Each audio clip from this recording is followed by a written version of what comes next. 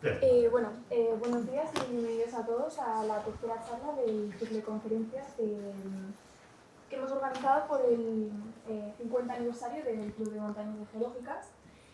Tenemos el honor de contar con Sito Calcavilla, que es un geólogo del IRME-CSIC, que trabaja en temas de patrimonio geológico, lo cual pues, le permite viajar bastante a países en Sudamérica, en Sudáfrica y desde la Antártida. Y también está aumentando la colección de rocas, cogiendo muestras en cumbres del Himalaya. Y bueno, pues también está compaginando ser alpinista de élite, ya que ha participado en alrededor de 20 expediciones al Himalaya y al Karakorum. Y entonces, pues participando en todas estas expediciones junto a Carlos Soria y a Luis Miguel Soriano. Y ha coronado pues, 3 8000, que son el Everest, el Kanchenjunga y el Broad Peak. Y bueno, como nota de sale bien, pues hace unos años, pues participó en un rescate de alto riesgo en el Dhaulagiri cuando Carlos Soria pues, se rompió la pierna a más de 7500 metros y bueno, pues salió bastante bien. Y bueno, pues también todo esto lo relata en una decena de libros que están pues, a disposición de todos. Y pues nada, ya os dejo, no me enrollo. Muy bien. Y pues nada. Pues nada, gracias.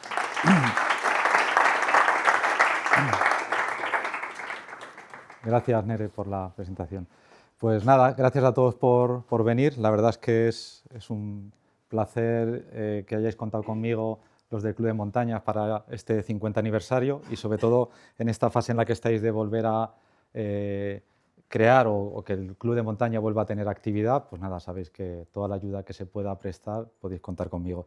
Y la verdad es que venir a la facultad siempre para mí es un placer.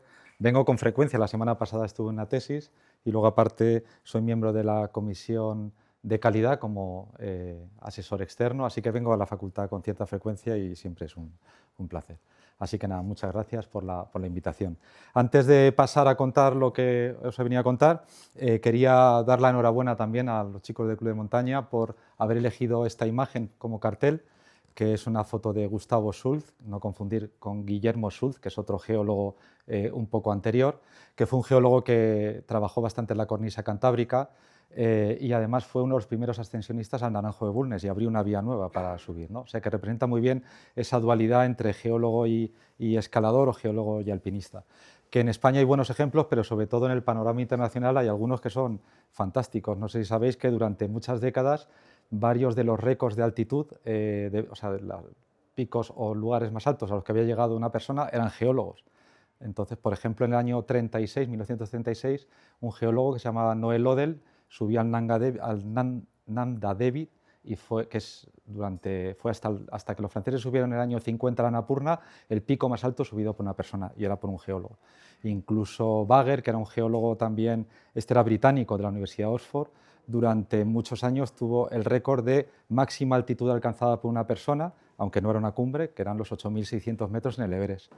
Y también hay varios geólogos que han sido primeros ascensionistas de 8000, ¿no? Como en el Cho-Oyu, que fue Tichy, que era becario nada más y nada menos que de Edward Suez, posiblemente el geólogo más importante de la segunda mitad del siglo XIX, y luego pues, también los primeros ascensionistas del Kanchenjunga y del Sisapangma. Es decir, que hay una larga tradición de geólogos alpinistas y por eso me ha gustado mucho, os doy enhorabuena por haber elegido una imagen que intentara conjugar esas dos cosas y en este caso con un ejemplo español. Bueno, este es el título de la charla que yo os venía a contar, tengo otra aquí, pero viendo las otras charlas a las que no he podido venir porque estaba de trabajo de campo, pero que las he visto en YouTube, y hablando con Rodrigo también, me pareció que quizá podría ser interesante en este contexto. Yo nunca he hablado de esto que voy a contar ahora, pero en este contexto que estamos en la facultad con gente que está recreando el club de montaña y que muchos de vosotros ya escaláis, pero muchos otros estáis empezando, pues contar un poco cómo ha sido mi trayectoria desde que estaba en la facultad hasta que llegué a hacer expediciones al Himalaya. Como me decía el otro día José, José Ortega, que es el que va a hablar el próximo jueves. Dice, me dijo, o sea, que vas a hablar de cuando eras un estudiante pringado de la universidad, ahora que sigues siendo igual de pringado, pero estás más viajado por lo menos, ¿no? Bueno, pues eso es lo que más o menos os voy a contar. Entonces le he titulado con el así potente título de la Facultad al Everest. Pero fijaos que hay 30 años en este, o sea que ha sido un viaje bastante largo, ¿no? Pero bueno, os voy a contar un poco, porque en el año 2022 fui al Everest por primera vez y bueno, de ahí os voy a estar explicando temas que tienen que ver con la geología del Everest, pero también os iba a contar esta trayectoria que espero que os resulte interesante, porque bueno, a lo mejor alguno de vosotros se puede sentir identificado o no. Y además, comparado con las dos charlas que ha habido antes, mi perfil es bastante diferente.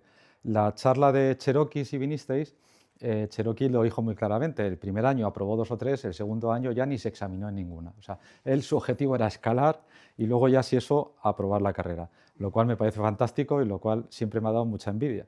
Jerónimo, que es el siguiente que vino, ya era era un niño prodigio de la escalada, por así decirlo. Ya con 15, 16 años ya había escalado en Ordesa, en el Naranjo de Bulnes. Era alguien que cuando llegó a la facultad ya sabía escalar bastante, ya había escalado mucho, ¿no? Y mi perfil es diferente, porque yo cuando llegué aquí pues había salido mucho al campo, como ahora os enseñaré, pero no había escalado mucho. Pero claro, mi objetivo era, evidentemente, aprobar la carrera entre el año 92 y 97, los 5 años de rigor, y luego el tiempo que me sobrara escalar, pero no al revés, ¿no? Entonces, bueno, pues como es un poco diferente, pues por contaros otro caso. Bueno, pues me voy a remontar un poco para atrás, pero prometo ir deprisa. Yo empecé a salir al campo siendo muy crío, porque con 7 años me apuntaron a un grupo scout. Yo estoy por aquí, espera, no veo nada desde aquí, pero estoy por aquí, este de aquí. Yo siempre en segundo plano, que no se me vea mucho. Y nada, pues salíamos todos los fines de semana, campamentos de verano, de Semana Santa, de Navidades y demás. Y yo aquí ya lo que me daba cuenta es que a mí me gustaba salir al campo, pero a mí sobre todo lo que me atraían eran las montañas. Y de hecho una cosa que yo ya decía de pequeño, que en mi casa me miraban un poco así, como diciendo, ¿qué le pasa?, era que a mí no es que me gustara el campo, a mí me gustaban las montañas.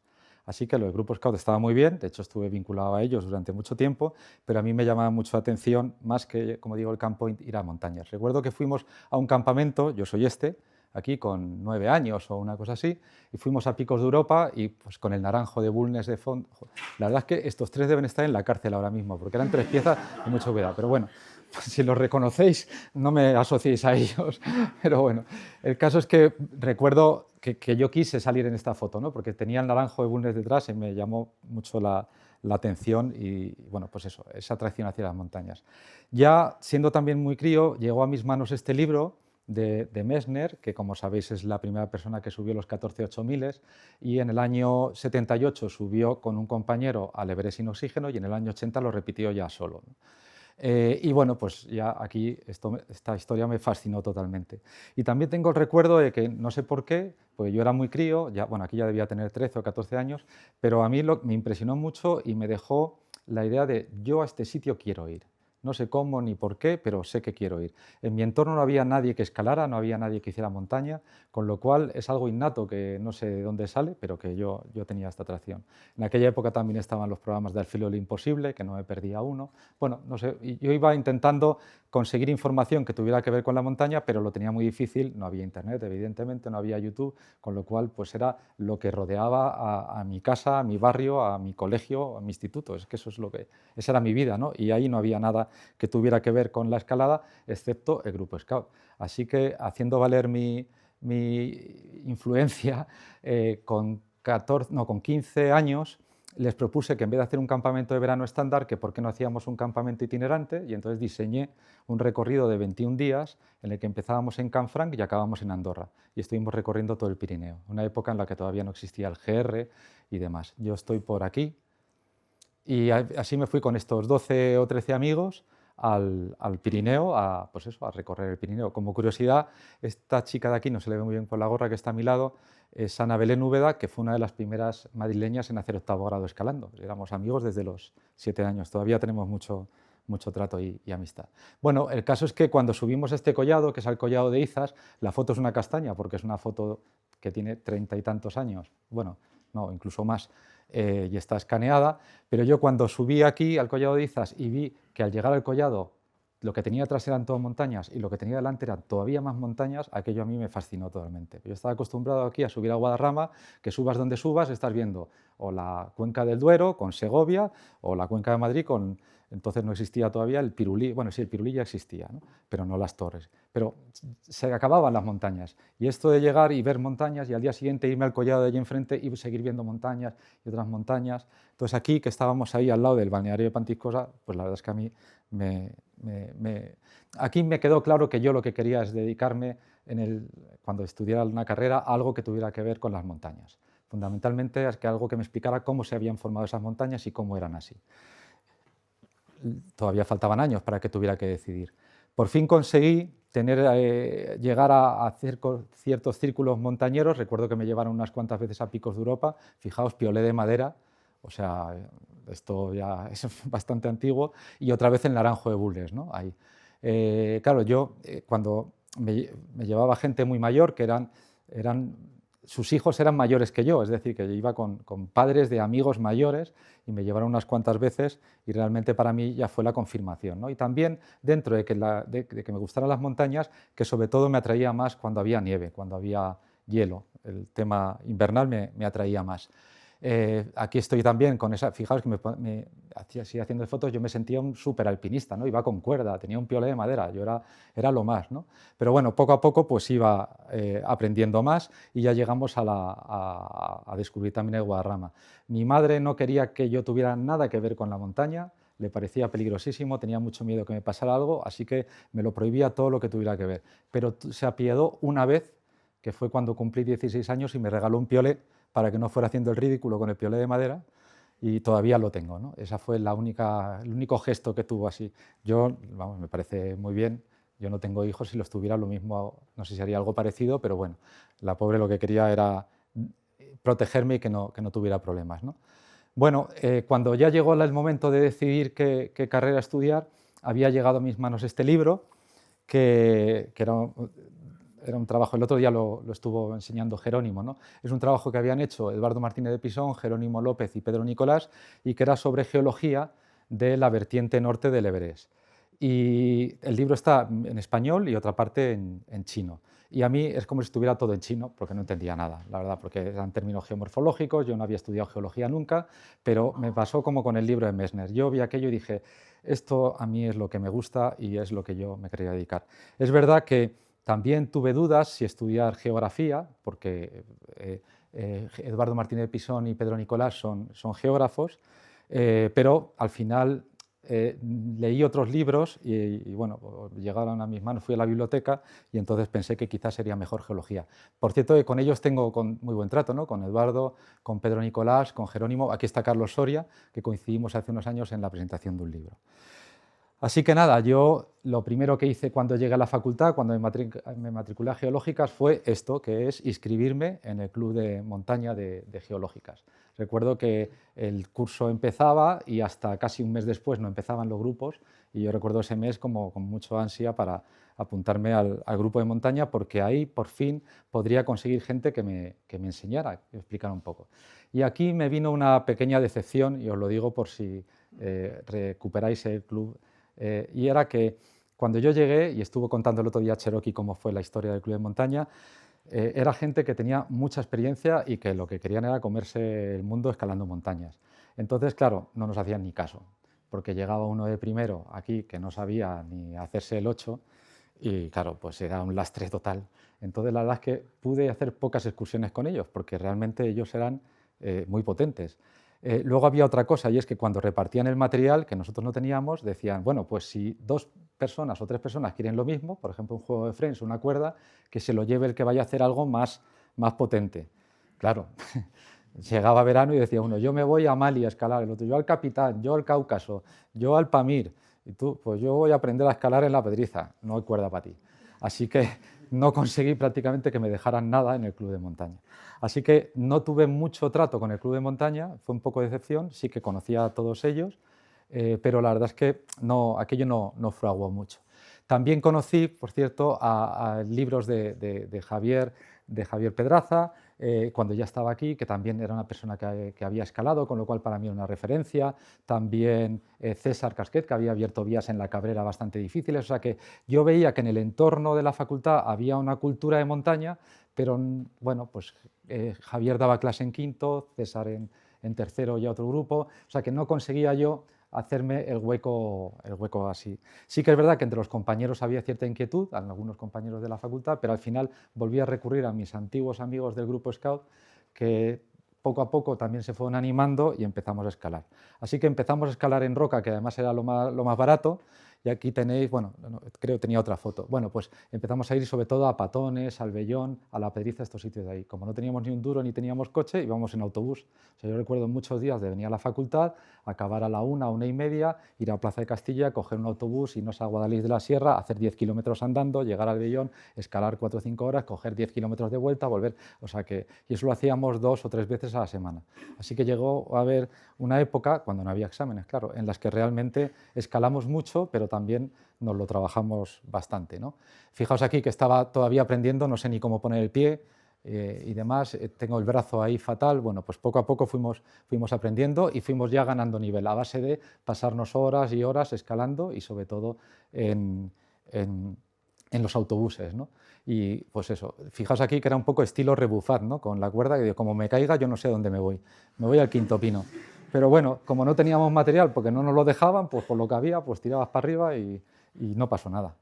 Así que nada, íbamos mucho a entrenar, no existía el Sputnik, ni el Sharma, ni los rocódromos estos, íbamos mucho al Puente de los Franceses, que está ahí abajo, que es un arco, y ahí había piedras pegadas, este no soy yo, es un amigo, y ahí nos pasábamos horas y horas, además estaba cerca de la facultad, pues además a mí me pasó que unos años tenía las clases muy mal repartidas, entonces tenía 3 horas por la mañana, 4 horas libres, 3 horas por la tarde, pues al Puente de los Franceses, que llegamos a ser tan asiduos que hasta pasamos una noche vieja en el Puente de los Franceses, todos los habituales allí, ¿no? Pero bueno, y poco a poco pues fuimos ya ganando cierto nivel en roca, pero aquello se nos quedaba un poco corto. Es verdad que también participamos en cosas muy graciosas, como ciertas competiciones de escalada que empezaban, y había competiciones de escalada y otras cosas exóticas como esta, que era un concurso de dominadas con un jamón colgando del arnés, y el que más dominadas hiciera se llevaba el jamón. Entonces, bueno, pues participé en varias de estas, pero no me llevé nunca el jamón, la verdad. Pero bueno. Y mientras tanto, pues cuando hacía frío, pues íbamos a lo que a mí me llamaba más la atención que la roca, ¿no? Que era la nieve y el hielo. Aquí estoy escalando en Peñalara, cuando los inviernos en Peñalara eran como Dios manda, y no sé si os fijáis que no hay cuerda. No hay cuerda porque no había dinero para cuerda. Entonces, pues nos fuimos curtiendo un poco a base no sé, de exponernos un poco, de sobrevivir.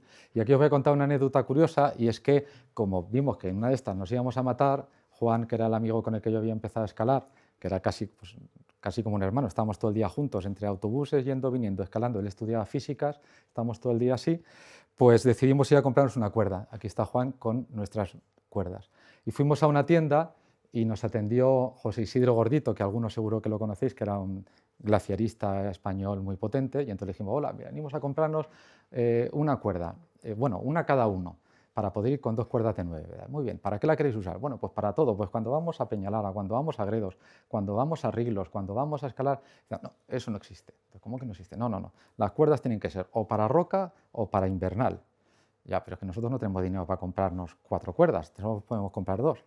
Dijo, pues no puede ser. Y entonces dijimos, bueno, déjanos pensar. Y entonces estuvimos pensando y dijimos, pues mira, como solo nos podemos comprar 2 y ninguna vale para todo, pues vamos a comprar la barata, porque por lo menos que nos cueste menos. Dijimos, bueno, pues la de roca. Y nos dijo, sí, pero no vayáis nunca a escalar la nieve con esta cuerda. No, no, no vamos a ir nunca, no vamos a ir nunca. Imaginaos que esto era un miércoles. El sábado nos vamos a Gredos, estamos así, y en la vía de al lado, José Isidro Gordito. Digo, no puede ser, ¿verdad? Digo, anda que no hay montañas, anda que no hay vías en Gredos, anda que no hay días el año, y justo al lado. Nos echó una bronca que salimos escalando por arriba solo por no irle. Pero bueno. Bueno, fuimos poco a poco yendo pues también eso, a Gredos, a Guadarrama y demás, como podíamos, hasta que descubrimos Riglos, y aquí nos cambió todo también. Porque yo digo que a mí me atraía mucho la montaña, pero también ver estos paredones, geológicamente además es un sitio tremendamente interesante, pero también para escalar. El problema era que como solamente teníamos un poco de material, pues fuimos haciendo vías a pelo, que ahora yo lo veo y digo, yo no sé cómo hicimos todo esto. Así que, sin querer ser paternalista, pero si queréis un consejo, cuando uno empieza a escalar hay que hacer las cosas bien, hay que hacer cursos, hay que llevar material, hay que hacer las cosas, porque yo ahora lo veo y digo, yo ahora no subiría por ahí solo con cintas express ni de coña, ¿no? Pero bueno, fuimos ahí escalando vías de estas, poco a poco nos fuimos ahí cada vez metiendo más y entonces ya descubrimos también el Peñón de Ifach, porque aquí hubo otra casualidad y es que mi madre, en la época esa, en los 80-90, era relativamente habitual que la gente, bueno, mi madre que ya había terminado de pagar la casa, dijo, bueno, pues vamos a comprar una casa en la playa, que no vale mucho dinero y así pues sigo teniendo inversión. Es una cosa muy de los... Seguro que muchos de vosotros, vuestros padres tienen, o vuestros abuelos, una casa en la playa, ¿no? Y dijo mi madre, ¿y dónde la compramos? Y yo, que me había llegado una revista de Desnivel y había visto un artículo sobre el Peñón de Ifach, dije, pues ¿por qué no en Calpe? Y me dijo, pues en Calpe, y compró una casa en Calpe. Y esto es lo que se veía desde el piso. Ahora no, porque han construido 10.000 casas en medio y no se ve nada, pero en su momento. Así que llegamos a Calpe también y empezamos a escalar pues, todo lo que se podía. Es que aprendimos bastante aquí. Fijaos en el material, estoy aquí jovencito, solo cintas express. Claro, hicimos muchas vías de estas, que generalmente hay que llevar frens y fisureros, pero en la guía no lo ponía. Y entonces ya años después conocí a Roy, que es el que escribió la guía, y me dijo, no, si es que en lo que ponía en otro sitio, lo que pasa es que yo había conseguido solo un trozo de la guía. En otro sitio decíamos que hacía falta juego de frens y fisureros en todas las vías, pero que en las que lo poníamos en la guía eran en las que hacía falta 2 juegos. Y nosotros creímos que es que no hacía falta. Con lo cual, pues yo recuerdo largos de 40 metros con un seguro o cosas así, ¿no? Lo que digo, que esto hay que evitarlo. Pero bueno, ya poco a poco, y ahora aquí ya llevo un fren por aquí. Lo que pasa es que como no lo habíamos usado nunca, no lo poníamos nunca, porque decía, joder, si lo necesito más arriba, pues no lo pongo. Bueno, un desastre.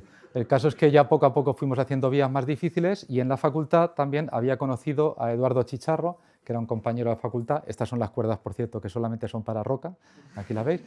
Y entonces Eduardo, cuando estamos en tercero, me dijo, oye, ¿y si nos vamos este verano a los Alpes? Y dije, ostras, pues había ahorrado dinero, entonces nos fuimos, Eduardo y su novia, Bea, que es bióloga, y Juan, que era mi amigo, y yo. Y allí nos fuimos a los Alpes, por supuesto, imaginaos cómo iba el coche, porque nos llevamos toda la comida, todo, hasta la sal, porque Francia era muy cara. Y yo recuerdo que cuando llegamos y vimos la primera vez el glaciar, el mar de hielo, a mí me pasó como cuando había subido al collado de Izar. Recuerdo, de hecho, que nos quedamos callados durante 5 minutos, nadie dijo nada, estamos allí diciendo, ¿pero esto qué es? Me parecía absolutamente maravilloso, me fascinó el paisaje de allí. Escalamos el Mont Blanc, que se nos dio bastante bien. Aquí en la cumbre, Juan y yo conseguimos llegar allí. Aquí estamos a la bajada de la cumbre tan contentos, pero tuvimos un problema, bueno, surgió un problema, y era que Juan, que era para que veáis que no todo es divertido y bonito, que era mi compañero con el que había aprendido a escalar, casi un hermano. De hecho, con él ahora yo no tengo trato, pero su madre es casi como una segunda madre para mí. Yo cuando me voy de expedición, a la que llamo a decir que me voy de expedición o que he vuelto es a su madre, pues empezó a ver que escalaba mejor cuanto menos peso tenía, empezó a adelgazar y perdió el control. Entonces, pues cayó en una especie de anorexia, bulimia, que sabéis que eso a veces desemboca en alcoholismo. Bueno, tardó casi 15 años en salir de ese pozo, de ese círculo, y ya digo, yo con él ahora no tengo trato, pero bueno, el caso es que fue derivado de la escalada y de otras muchas cosas, evidentemente, ¿no? Pero bueno, hay veces que la escalada tiene cosas amargas, ¿no? También el Cherokee contó el otro día los accidentes que habían tenido ellos. Bueno, el alpinismo tiene ese plus. Si juegas al baloncesto es difícil que te pase algo. Si escalas, todos los que escalamos desde hace cierto tiempo conocemos a alguien que ha tenido problemas, ¿no? No de este tipo, pero bueno, que hay que asumirlo, ¿no? Pero bueno, así que como me había quedado sin mi compañero, yo pasé unos meses, evidentemente, que no tenía ganas de nada, pero luego me volví a animar a escalar. Entonces, y como el club de montaña de aquí seguían sin hacernos ni caso, entonces decidí hacerme del club de montaña de biológicas, que tampoco nos dejaban material, pero tenían una cosa que no tenía el club de montaña de geológicas, que era chicas. Y eso es importante cuando tienes cierta edad. Entonces, que eso es fascinante y es maravilloso, ¿no? Cuando uno ve ahora a la gente que escala y sale a la montaña, ves que hay muchísimas chicas. Y eso era no impensable, pero muy raro en mi época. Y eso es fantástico. Por eso cuando la gente dice, no, es que el alpinismo antes es que era mucho mejor, es que era más auténtico, tal, casi seguro que lo que dicen eso son hombres. y no mujeres, ¿no? Y eso es una cosa que ha cambiado tanto y que es tan buena que inclina la balanza casi de manera total, ¿no? Aunque lo demás haya cosas, haya más masificación, lo que sea, pero esto ha cambiado mucho y es fantástico. El caso es que volví a ir con amigos de los Scouts también y del Club de Montaña, y volvimos a ir a los Alpes haciendo vías ya de nieve un poco ya más complicadas, haciendo vías de roca también de estas, como teníamos toda la experiencia de lo que habíamos escalado aquí, incluso cosas mixtas como estas, ¿no? De ir con el glaciar con los pies de gato y tener un pie en roca y otro en nieve para poder subir a las vías. Esto hoy no se podría hacer, esta vía no se puede hacer hoy en día porque la rimalla está tan separada que no se puede llegar, ¿no? Así que, bueno, pues cosas han ido cambiando y, bueno, pues ya vías un poco más difíciles. Acabé la carrera y hubo dos cambios importantes al acabar la carrera. Uno de ellos es que empecé a trabajar y con lo cual tenía dinero y eso ya lo cambiaba todo. De hecho, el primer trabajo que me ofrecieron me lo ofreció Jerónimo a través de un compañero suyo de trabajo y fue un análisis, o sea, teníamos que analizar arenas de playas para ver de dónde, bueno, no arenas de playas, arenas que estaban dentro del mar, que se extraían para poner en playas, para recrecer las playas para que fueran para uso turístico. Y entonces, bueno, pues no teníamos muestras de muchas arenas y teníamos que hacer diferentes ensayos y ver cuál era más apta para el uso y tal. Y resulta que el que nos contrataba era montañero también. Y entonces nos dijo, nos contrató a Eduardo y a mí otra vez y dijo, ¿qué vais a hacer con el dinero? Dijimos, pues con lo que según nos lo paguen nos vamos a comprar un equipo de esquí de travesía, que Eduardo esquiaba muy bien, yo no tenía ni idea, pero dije, esto tiene que estar bien. Y entonces le hizo tanta gracia que dijo, bueno, vosotros cuando acabéis os compráis el equipo de travesía y si es más de lo que os tengo que pagar os lo pago, porque si es por ese fin tan noble, pues yo os lo pago. Así que aquí estoy con mis esquí de travesía tan contento subiendo al Aneto. Y la otra cosa que cambió era que ya teníamos, bueno, aquí hicimos mucho esquí de travesía también, sigo esquiando fatal, pero es una cosa que me gusta. Y otra cosa que cambió es que ya teníamos coche, con lo cual ya no teníamos que ir en autobús a los sitios y nos podíamos ir más lejos. Y entonces empezó la etapa del Pirineo. Y el Pirineo, la verdad es que le dimos vueltas por todos lados, por arriba, por abajo y por todos lados. Aquí estoy en invierno, estética de la época, claro, la media casa a cuestas. Esta ha sido otra característica de todo mi grupo, ¿no? Que como hasta esta época no teníamos coche y teníamos que ir con todo a cuestas, pues estamos súper acostumbrados a cargar. De hecho, hace un mes tuve que ir al traumatólogo porque tenía aquí un dolor y me dijo, tengo una noticia buena y una mala. Y le digo, pues dime la mala. Me dice, tienes 5 vértebras cervicales hechas una mierda totalmente de haber cargado tanto. Le dije, ¿y la buena? Me dijo, que te quedan 2. Y digo, bueno, pues... pues tiraremos con las 2 que quedan, ¿no? Pero bueno, de hecho lo de cargar es verdad que al final era una característica nuestra, que íbamos con toda la casa a cuestas y de hecho hace unos años que estuve que ir a la Antártida, rápidamente me otorgaron, mi papel en el viaje era cargar con el aparato este infernal. Dice, tú que has cargado tanto y que estás tan acostumbrado, pues ala, para arriba, ¿no? Pero bueno, el caso es que empezamos a ir mucho al Pirineo, con la casa a cuestas otra vez, en verano, en invierno, a veces ya escalando cosas un poco más complejas. Y también coincidí con un gran amigo que condicionaría mucho mi parte de escalada y también la como geólogo, que es que conocí a Ángel Belmonte, que actualmente es el coordinador científico del Geoparque Mundial de la UNESCO de Sobrarbe. Era compañero aquí de la facultad, porque aunque él es de Huesca, vino a estudiar cuarto y quinto y bueno, pues a raíz de conocer a Ángel, pues todavía tuve oportunidad más de ir al Pirineo y de trabajar en temas de geología y como resultado de todos estos viajes, de haber conocido esto y de haberlos estudiado también desde el punto de vista geológico, pues tuve la oportunidad hace unos años de escribir los 11 itinerarios geológicos de la Guía Geológica de Ordesa y Monte Perdido. Lo pongo como ejemplo, que voy a poner algún ejemplo más, como en mi caso es verdad que yo empecé escalando, pero luego la escalada y la geología se han ido cruzando. A veces porque yo la he buscado y a veces porque parece que me ha buscado ella a mí, pero el caso es que ha habido mucha conexión entre ambas cosas. Otra cosa que influyó mucho fue que, bueno, pues yo en tercero de carrera pues empecé a salir con la que sería mi novia durante 20 años, mi pareja durante 20 años, Puy, que era compañera de promoción. Ella no era muy alpinista, aunque bueno, sí que se animó a acompañarme a algunos sitios, pero hicimos muchísimos viajes geológicos. Aquí nos olvidamos un poco la montaña, pero íbamos a sitios del mundo donde tuviera una geología espectacular y aprovechamos para conocer la geología, desde un punto de vista un poco somero, evidentemente, porque no vas a lo que vas, pero bueno, entonces hicimos muchos viajes pues, a Islandia, a Canadá, a Nueva Zelanda, a Brasil, Chile, Argentina, Tailandia, muchos sitios, ¿no? La verdad es que esto es en Yosemite, con el capitán enfrente, o estás en Hawái, ¿no? Y la verdad es que al final esto te permite tener una visión muy amplia de geología de muchos sitios del mundo, y también se ha vuelto a cruzar esto en mi carrera, y desde hace unos años pues he estado trabajando en la edición de estos libros, de este proyecto, que no sé si conocéis, pero que os lo recomiendo, que es para la identificación de los lugares de interés geológico del mundo. Está auspiciado por la Unión Internacional de Ciencias Geológicas, y precisamente mi papel es, por haber tenido tanta amplitud de viajes y conocer tantos sitios, el que me ha permitido el formar parte del equipo que está haciendo este trabajo, y llevamos editados 2 libros, y ahora vamos a editar justo después de Semana Santa empezamos con el tercero. Son los primeros 100, los segundos 100 y los terceros 100. Os los recomiendo porque si os gusta la geología y viajar, es como el libro de los deseos. Yo quiero ir aquí, quiero ir aquí, quiero ir aquí, pues así, ¿no? Pero bueno. Mientras tanto, empecé a hacer la tesis con Jerónimo López, que lo conocéis porque vino el otro día. Esta foto no es de la época de la tesis, es un poco más reciente. Y entonces, durante casi 8 años, yo estuve haciendo la tesis doctoral mientras trabajaba para una empresa pública, Traxatec. Yo era el geólogo del área de medio natural, trabajaba en declaración de espacios protegidos y a la vez hacía la tesis. Con lo cual, muchos días por la tarde, muchos de mis fines de semana, muchas de mis navidades y de mis vacaciones estaban dedicadas a hacer la tesis, porque sabéis que la tesis requiere una dedicación exclusiva, y si tienes un trabajo de 8 horas diarias, pues es más complicado aún.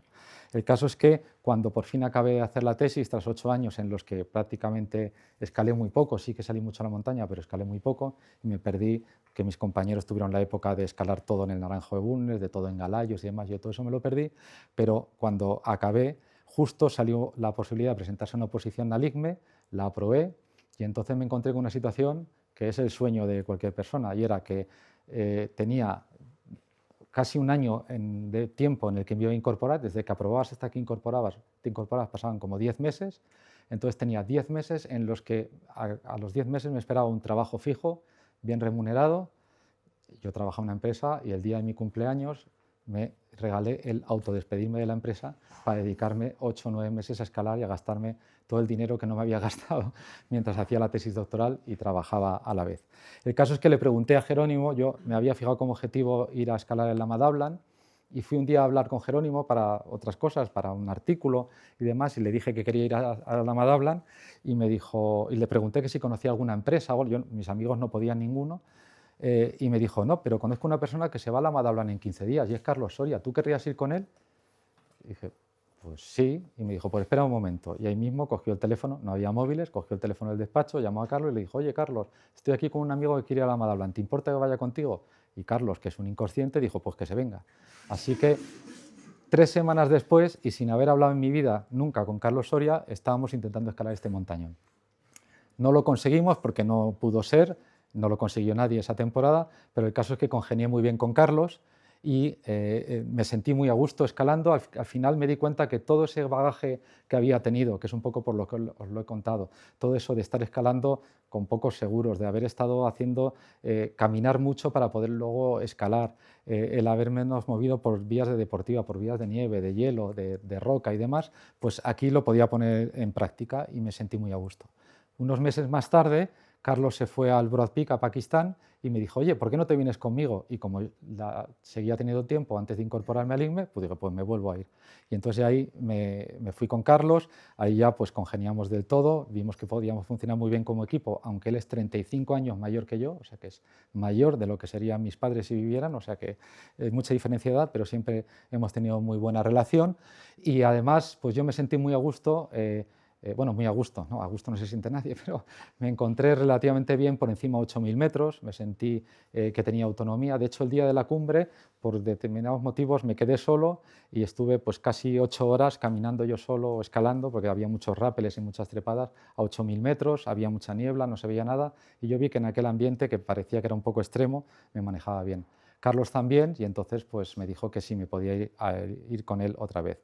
Pero llegó el momento de incorporarme al IGME y entonces allí, aparte de que me incorporé con gente fantástica como Juani o como Andrés, que aparte de ser personas que admiro profesionalmente son muy buenos amigos, decidí que durante los años 2007, 2008, 2009, 2010 dedicarme a mi faceta profesional. Escalé poco, pero me dediqué a aumentar, a trabajar en el IGME, a sacar publicaciones, a tener un proyecto de parques nacionales siendo el IP, bueno, a lo que es el trabajo de investigador normal. Pero en el año 2011 resulta que a Carlos le ofrecieron el BBVA le ofreció un patrocinio y hacer un equipo profesional que le acompañara. Y Carlos dijo, vale, pues mi equipo profesional va a estar formado por un cámara, que era Dani Salas, y por un alpinista de apoyo, que era yo. Y el BBVA dijo, vale, veo tu apuesta y la subo. Que vaya también otro cámara, que será Luis Miguel Soriano, y un médico, que será Carlos Martínez. Así que hicimos este equipo de 5, con los que hice, pues no sé si fueron los 5 juntos, debimos hacer unas 13 o 14 expediciones juntos. Y luego ya hice expediciones o solo con Carlos, o con Carlos y con Luis, o bueno, ya el equipo fue cambiando. Por así decirlo, según se fue acabando el patrocinio, el grupo reducido fuimos Luis, Carlos y yo, o a veces solamente Carlos y yo, o a veces solamente Carlos y Luis, según fuera posible. Así que con este equipo, de una u otra manera, o también algunas ya solo en los últimos años, pues ha sido cuando he realizado 19 expediciones en 17 años. Es decir, que salen más de una expedición al año. Y una expedición pueden ser 2 meses, 2 meses y medio. Así que, como una vez me dijo Fernando Tornos, que estaba por aquí, que me dijo, no sé si te admiro mucho como alpinista, pero te admiro porque no te hayan echado del IGME todavía, después de haber llevado este ritmo de expediciones. Pero bueno, a veces subimos a alguna cumbre, hicimos, y algunas veces fui más con la ayuda o el beneplácito del IGME, como en este caso, ¿no?, que iba con los logos, otras veces pues pidiendo permiso sin empleo y sueldo o lo que fuera. Lo que sí que vi es que el paso a estas expediciones profesionales era que exigían un grado de compromiso mucho mayor en cuanto al entrenamiento, en cuanto al riesgo también, porque evidentemente estas montañas son peligrosas, por muy prudente que seas, te la juegas más aquí que en Peñalara, eso es evidente.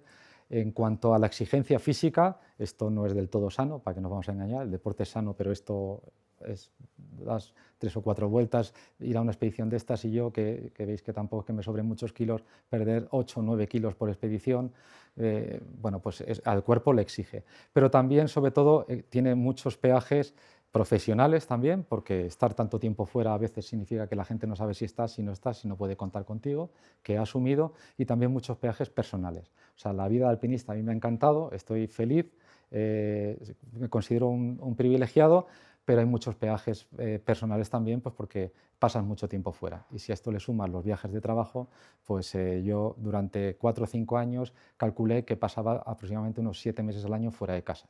Y bueno, pues eso dificulta las relaciones personales, las relaciones familiares, todo, ¿no? Pero bueno, es una cosa que eliges, pero me acuerdo que hablando con Marta Alejandre, que es una alpinista, la primera aragonesa en subir en 8000, que es geóloga también, que ella me dijo que es muy buena alpinista, muy buena escaladora, que el mundo de los 8000 le exigía tanto que no le merecía la pena, ¿no?, en cuanto a lo personal, a lo físico y a lo mental, por lo que tiene. Bueno, fruto de estos trabajos, como a veces iba vía IGME, pues pude hacer algunos libros como este de Geología desde el campo base, y otros que tenéis en la biblioteca, porque bueno, pues como tengo mucho aprecio a la facultad y me siento muy implicado, siempre he intentado que los libros que yo he escrito que tengan que ver con geología, no libros de otras cosas de montaña, que los tuvieran en la facultad. Así que si los queréis consultar, allí los tenéis. Así que nada, y llegamos al Everest. Esta es la introducción, ahora empiezo la conferencia, ¿eh? Sí, no sé si tenéis hambre, pero bueno, voy a intentar ser rápido. El caso es que después de unas cuantas expediciones con Carlos, yo siempre había tenido especial atracción por el Everest, pero bueno, como Carlos ya lo había subido, pues no era una opción. Resulta que hubo un año que hubo una oportunidad buena, porque fuimos a intentar subir a una montaña, el Dhaulagiri, que lo hemos intentado escalar 9 veces yo, Carlos 14, y no lo hemos conseguido. El caso es que la expedición acabó pronto porque las condiciones eran muy malas, hubo un accidente y demás, y entonces yo me encontré que yo estaba en Nepal a principios de mayo, estaba aclimatado, estaba entrenado, estaba allí, y que Carlos ya se quería volver a casa. Y yo dije, pues yo no me vuelvo, yo ya que estoy aquí, pues me quedo a ver si puedo subir al Everest, que se sube a mediados de mayo. Así que me quedé allí y hice un intento para para subir al Everest, ¿no?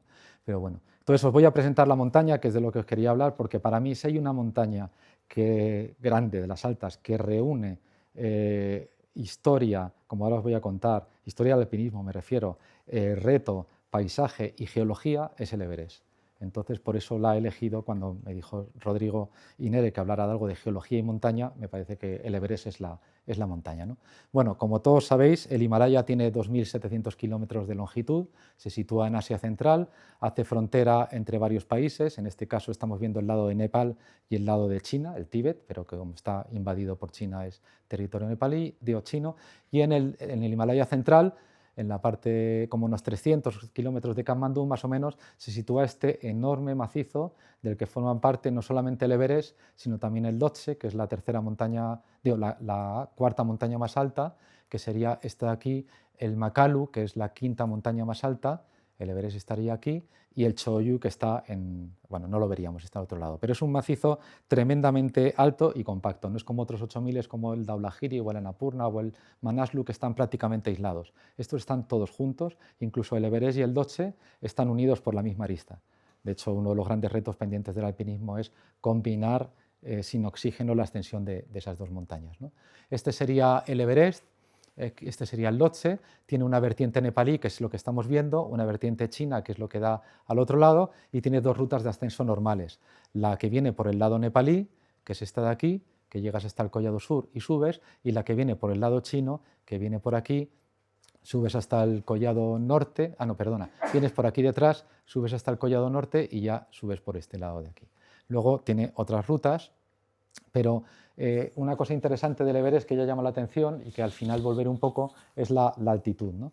Estas son las diferentes altitudes que ha tenido el Everest, y claro, cuando la gente ve esto, lo que se piensa es que el Everest cambia, que está creciendo o que está disminuyendo. No, lo que está es mejorando la medición topográfica, pero el Everest en los últimos 40 años la variación que ha tenido es lo suficientemente escasa como para que los sistemas de medición, que tienen un cierto margen de error, no hayan podido percibir mucha diferencia, ¿no? Lo más interesante es esta medición de aquí, que la cuento siempre porque es muy curioso, y esta fue la que hicieron en el año 1852, calcularon la altitud con una precisión, pues que fijaos que ya en el año 2005 estaban, aquí no vienen los pies, pero bueno, alrededor de 29.035, y aquí ya le salían 29.002, o sea, una precisión, un error de 10 metros más o menos en 1800 y pico, o sea, una precisión tremenda. El caso es que las mediciones las tuvieron que hacer desde mucha distancia, porque Nepal era un reino prohibido.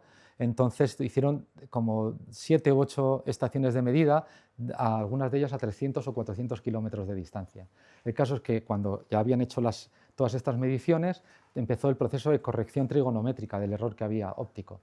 Y ese error, esas correcciones les llevaron 2 años. 2 años de operaciones matemáticas para corregir los temas de la difracción solar y demás.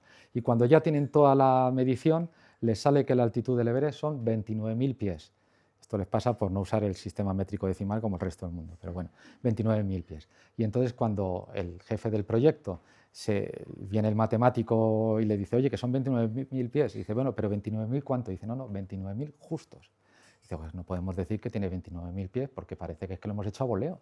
Esto es no puede ser. Entonces dijo, ¿cuál es el margen de error? Esto es así, no lo dirían así porque eran británicos y tenían otro estilo. Dijo, ¿cuál es el margen de error? Dijo, 5 pies. Y entonces pensó, ¿qué es mejor, poner de más o de menos? Dijo, bueno, mejor de más porque así pasamos la barrera del 29.000. Y si 5 es el margen de error, pues vamos a ponerle 2. Y entonces decidieron, aposta, que la altitud del Everest era 29.002 pies. De tal manera que es el jefe de ese proyecto, que era este señor, Baugh, se suele decir que fue la primera persona que puso 2 pies encima del Everest, ¿no? Bueno, el caso es que la altitud del Everest sigue siendo un elemento controvertido. Y cuando estoy hablando de la altura, la altitud, me estoy refiriendo a las rocas más altas, no a la nieve, ¿vale? De hecho, hay estudios, hace poco Raúl me mandó un artículo que se había publicado de que esto de aquí, que dice que es 1 metro, parece que no está tan claro que sea 1 metro, ¿no? Parece que es más. Así que todas estas mediciones se supone que es a las rocas más altas, que se consideran una proyección de estas de aquí, que se llaman las Bishop Rock, que luego os hablaré de ellas. Bueno, por otro lado, referido a la altitud, ya sabéis que en teoría o sea, el Everest es la más alta en relación con el geoide, pero que hay otras montañas como el Mauna Kea en Hawái, que es el más alto a partir del fondo marino, o sea, el que tiene más desnivel desde lo que sería la base hasta la cumbre, y el Chimborazo, que tiene 6.200 metros, es el punto que está más lejos del centro de la Tierra o más cerca del Sol. Y no le veréis, porque como la Tierra no es una esfera, sino que está achatada por los polos, un pico que esté en el ecuador está más fuera de lo que sería el geoide. Con lo cual, en realidad, cada uno, los americanos dicen que el más alto es el Mauna Kea, los ecuatorianos que es el Chimborazo y el resto del mundo el Everest. Pero bueno, esto me faltaba ahí. Bueno, el caso es que estas son todas las vías que tiene el Everest, tiene una veintena de vías, pero prácticamente todo el mundo sube o por la normal nepalí o por la normal de China. ¿Por qué? Pues por esto que hay aquí, y es que la siniestralidad que tiene el Everest es muy baja, es aproximadamente un 2-3%, es decir, de cada 100 que intentan subir mueren 2 más o menos.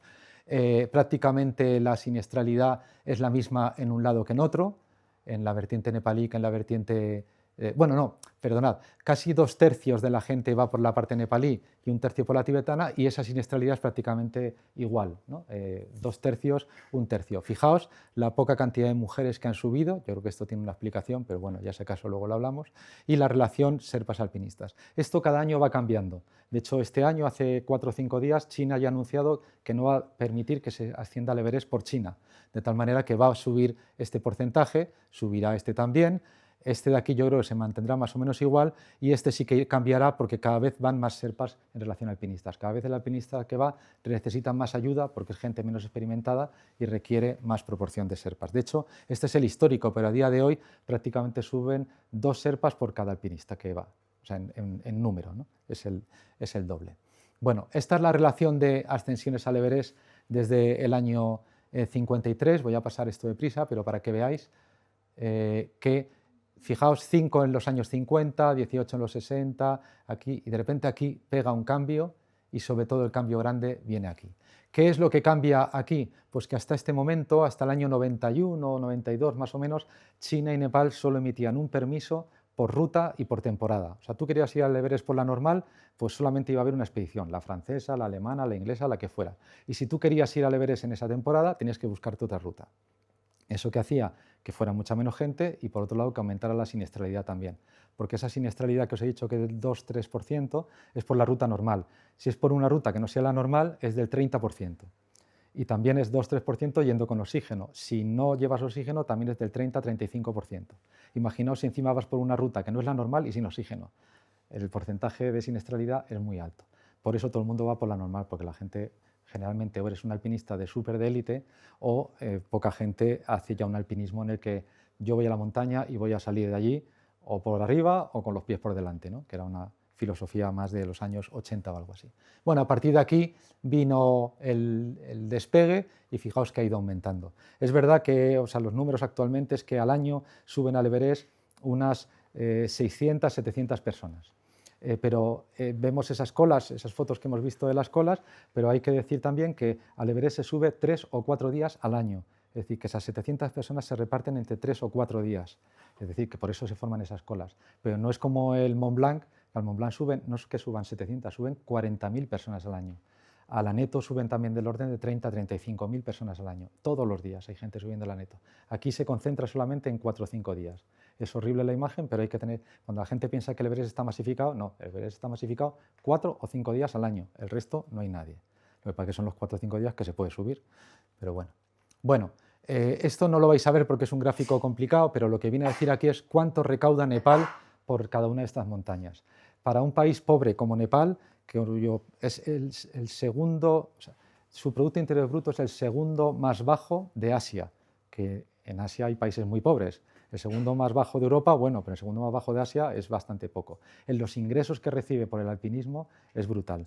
Imaginaos el Everest, que al final reúne del orden de 2.000 personas, pues todos los sistemas que hacen falta de avituallamiento, de carga, de comida, de cocina, de cuerdas, de equipamiento. Mucha gente vive gracias a esto del Everest. Por eso también, yo no lo defiendo ni mucho menos, me parece que es horrible, pero entiendo que los tiempos son como son, y también la gente que dice que antes era mucho mejor porque iba mucha menos gente, digo, eso es tú porque vives en Europa, porque el nepalí que vive allí, lo mismo ahora vive, tiene un nivel de vida, habla inglés, sus hijos van al colegio y no tiene una vida miserable, de pobre, gracias a esto, ¿no? Te digo que no lo defiendo, pero que las cosas no son tan fáciles como decir que muchas veces se oye que antes todo era mejor, ¿no?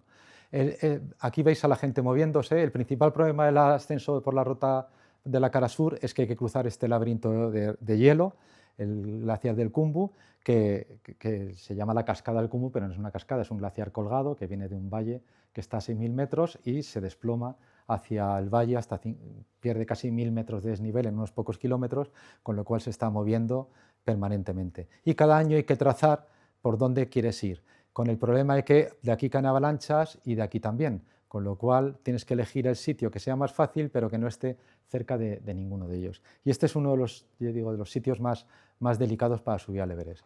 Luego, aparte, como se forman esas enormes grietas, pues lo que se ponen son estas escalerillas, ¿no?, para poder cruzarlas. Y hay toda una gama de escaleras. Los primeros días vas un poco así, luego ya al final, sobre todo de bajada, las pasas que dices, joder, a todo se acostumbra uno, ¿no?, porque realmente impresionan. Sobre todo porque aquí parece que las escaleras son rígidas, pero las escaleras se mueven en todas las direcciones, ¿no? Y sobre todo las veces que he ido yo, que ha sido a final de temporada, que ya no hay mantenimiento, por así decirlo, pues las cosas a veces están más justas, ¿no? Veis que esa es la más sencilla, esta ya es un poquito más difícil porque aquí ya hay que tener un poco de equilibrio. Si te caes tienes una cuerda que te sujeta, pero te sujeta allá abajo, o sea que el castañazo que te metes es importante, ¿no? No es alpinismo, porque esto al final casi es funambulismo, pero es una parte de la ascensión, ¿no? Es interesante porque tienes que aprender a jugar cómo son tus crampones y dónde tienes las puntas para engancharlos en los peldaños, ¿no? Pero bueno. Y luego el siguiente nivel es ya cuando tienes varios niveles de escaleras uno detrás de otro, y ya veréis, hay dos, ya veréis cómo se mueve bastante cuando va avanzando. La cuerda solamente sirve como equilibrio, como los funambulistas que llevan una barra para hacer así, porque esta cuerda evidentemente no te sujeta de nada, ¿no? Pero veis que se van bamboleando un poquillo ahí, está emocionante la cosa, pero bueno. Aquí, la verdad es que aquí está justo amaneciendo, pero pasarlas de noche es bastante más divertido, porque como no ves el agujero, dices, pues bueno. Y luego, una vez que llegas al Collado Sur a 8.000 metros, te queda subir todo esto. La pirámide final del Everest es impresionante, es bastante compleja. De hecho, aquí tengo un vídeo de dron. Este es el Collado Sur, de donde se monta el campamento, y a partir de aquí te toca remontar todos estos corredores, subirte hasta el balcón, que es este punto aquí, y ya ir por esta arista, ya por encima de los 8.500 metros, muy arriba, hasta que llegas a la cumbre. Así que se dice del K2, pero también se dice del Everest, lo de que el Everest es una montaña encima de otra. Llegas hasta los 8.000 metros, que ya es la cumbre de algunos picos, y ya te toca todavía recorrer todo esto, que como veis es una arista bastante complicada y aérea. Y además, antiguamente tenía esto de aquí, que era un escalón rocoso complicado, que se llama el escalón Hillary, se llamaba el escalón Hillary, porque en el terremoto del año 2015 la vibración que produjo en el Everest se cayó. De hecho, este es el escalón antes de 2015 y este es el aspecto hoy del escalón, que no sería esta parte de aquí, no se reconoce, con lo cual la parte de roca es más sencilla. Lo malo es que esté a este lado de las cornisas, es bastante peligroso, pero te queda por aquí un huequecillo en el que te puedes meter y subir arriba. Así que la ascensión del Everest es un poquito más sencilla. Esto está a 8.700 metros más o menos, o sea, muy arriba ya, como para este tipo de dificultades. Ay, perdonad, tengo aquí esto. Espérate. No va.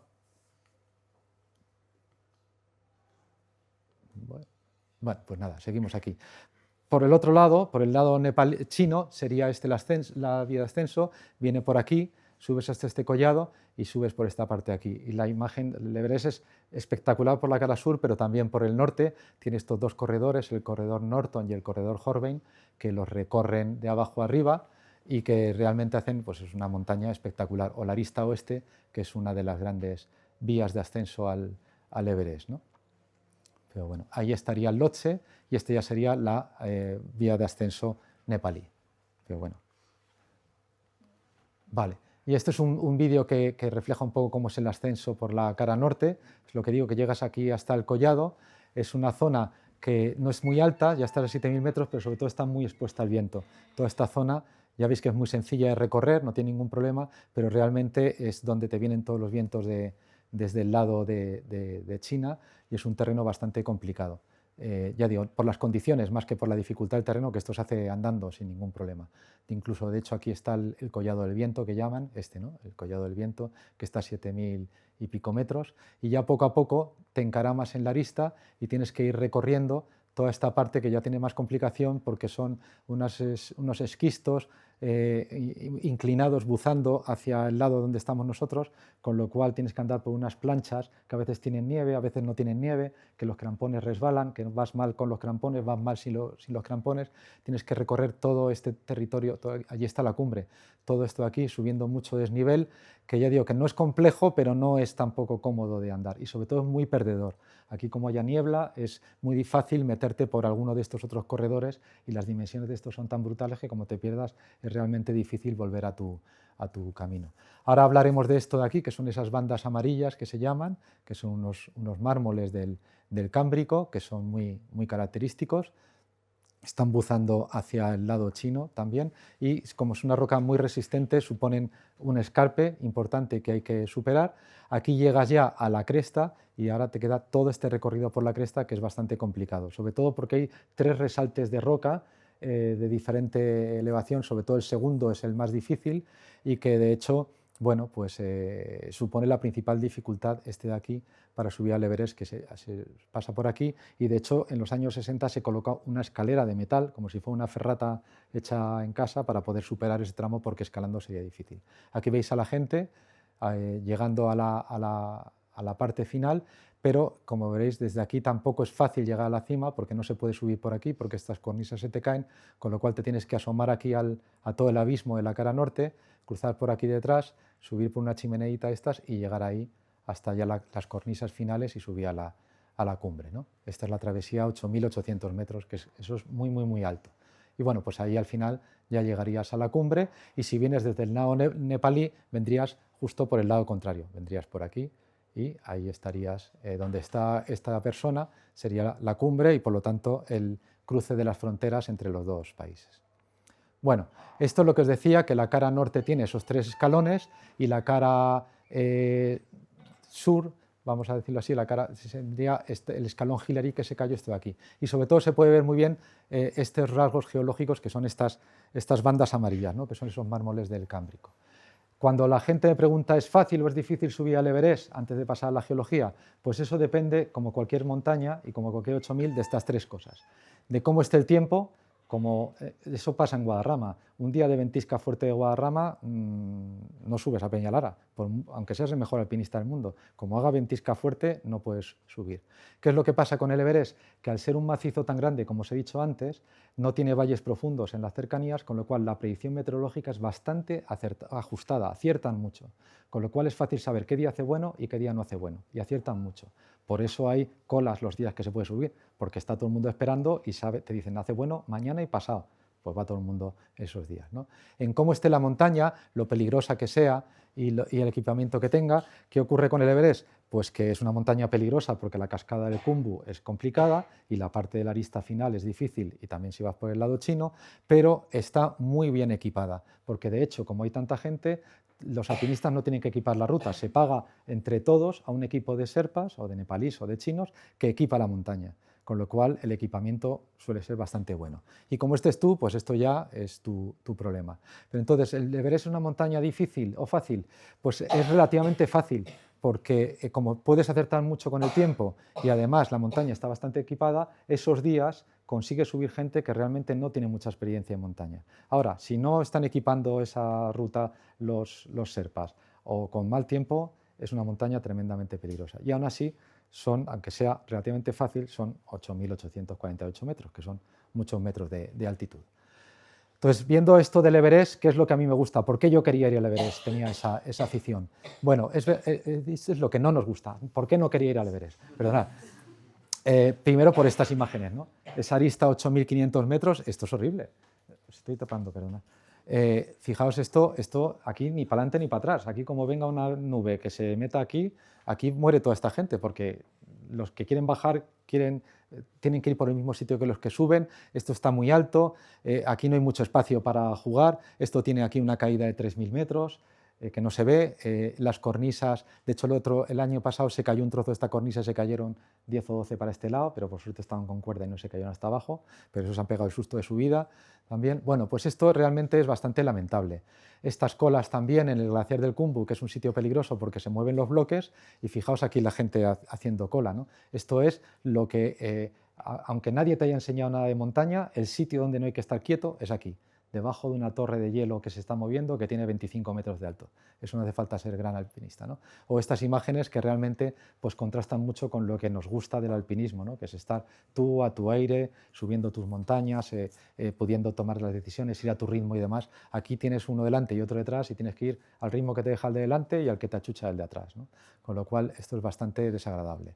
Es curioso porque, no sé si habéis leído este libro, os lo recomiendo, porque este relata una tragedia que hubo en el año 1996 cuando murieron una docena de personas porque vino mal tiempo, esa vez no lo predijeron bien y dejó atrapada a mucha gente, y hay como 5 o 6 libros diferentes del mismo suceso, cada uno lo cuenta de una manera, escrito por los protagonistas, ¿no? Este es el que más libros vendió, Krakauer, es un escritor fantástico, se hizo súper famoso y súper millonario vendiendo un libro de alpinismo, que es una cosa que debe ser, bueno, es muy poco habitual, y cuenta un poco todos los aspectos negativos de la subida a montaña. Y claro, todo el mundo pensaba que eso lo que haría sería que la gente no querría ir al Everest, pero no, hizo un efecto llamada brutal y desde entonces la gente cada vez más quiere ir al Everest, ¿no?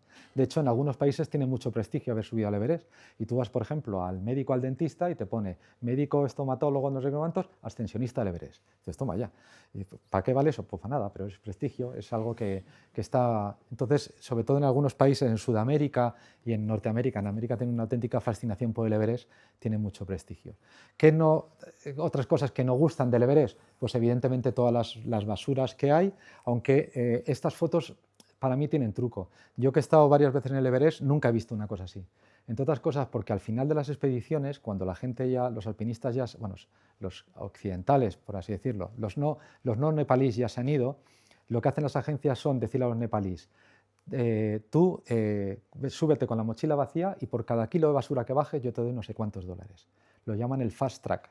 Son sherpas que salen por la mañana, bueno, a las 2 de la mañana o algo así, suben todo lo alto que puedan, cogen toda la basura que puedan y se la bajan y les dan dinero y así ganan un extra importante. ¿Qué es lo que ocurre? El primer sitio donde van es al campo 1, que está más cerca. El campo 1 queda como si allí no hubiera pasado nada. Lo han recogido todo. El campo 2 también lo recogen mucho. El campo 3 más o menos. Pero al campo 4 no les da tiempo a subir en el día, recoger y bajar. Con lo cual en el campo 4 sí que está a 8.000 metros, sí que se acumula basura. No tanto como esto, pero sí que se acumula basura. No tiene mucha solución. Es un tema muy complicado el de la basura allí, porque generalmente no está el horno como para bollos. Ahora dicen, bueno, ha salido también ayer o antes de ayer, la noticia de que se va a pedir a cada persona que vaya al Everest que se baje 8 kilos de basura. Pero todo eso está trucado. No va a haber un inspector abajo que te va a decir dónde están tus 8 kilos de basura. Significa que tú vas a pagar para que alguien baje tus 8 kilos de basura, generalmente. ¿Vale? Esto es generalmente cómo funciona. También habréis oído historias horribles de gente que se muere o de gente que está agonizando y que pasa la gente alrededor. Bueno, estas cosas pasan en muchas montañas, pero sobre todo en el Everest es un poco ya exagerado, ¿no? El ansia por querer subir hace que bueno, se vivan experiencias un poco desagradables, ¿no? O sea que muchas de las cosas peores del alpinismo las puedes ver en el Everest, pero también las puedes ver en otros sitios, ¿eh? No hace falta que sean allí. Y luego otro tema es la masificación, ¿no? La cantidad de gente que hay. Este es el campo base, esto debería ser un vídeo, pero se ha quedado un poco quieto. Bueno, el campo base tiene aproximadamente unos 4 kilómetros de un extremo a otro.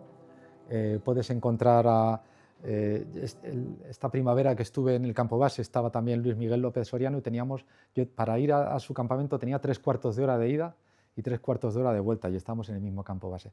Es larguísimo porque tienen que estar todas las tiendas alineadas y realmente aquí puede llegar a haber 2.000 personas, lo cual es como un pueblo, es un poco lo que decía antes, ¿no? Si tú quieres vivir una experiencia alpinística no es el mejor sitio, ¿no?